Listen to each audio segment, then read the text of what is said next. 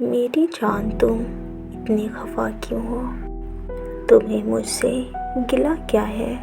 अचानक बेरुखी इतनी, बताओ तो हुआ क्या है? रहोगे कब तक खफा मुझसे? बस इतना बता दो। अगर हो सके तो ये एहसान फरमा दो।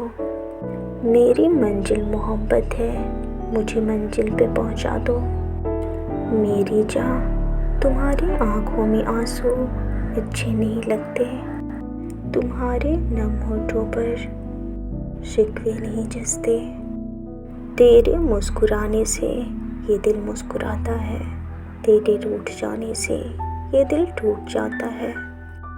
यूं ही बेसबब मुझसे खफा होने की जो आदत है, ये आगाज़े जुदाई है या फिर अंदाज़े मोहब्बत है। वफ़ा के रंग में देखो, जफ़ा अच्छी नहीं होती, किसी से इश्क में इतनी अना अच्छी नहीं होती। चलो अब मान भी जाओ ना, अगर तुम्हें जो मुझसे मोहब्बत है, तेरे दिल में छुपा वो जो मेरा इश्क है। मोहब्बत करने वालों से यूँ खफा नहीं होते। चलो अब मान भी जाओ ना, अगर तुम्हें जो मुझसे मोहब्बत है।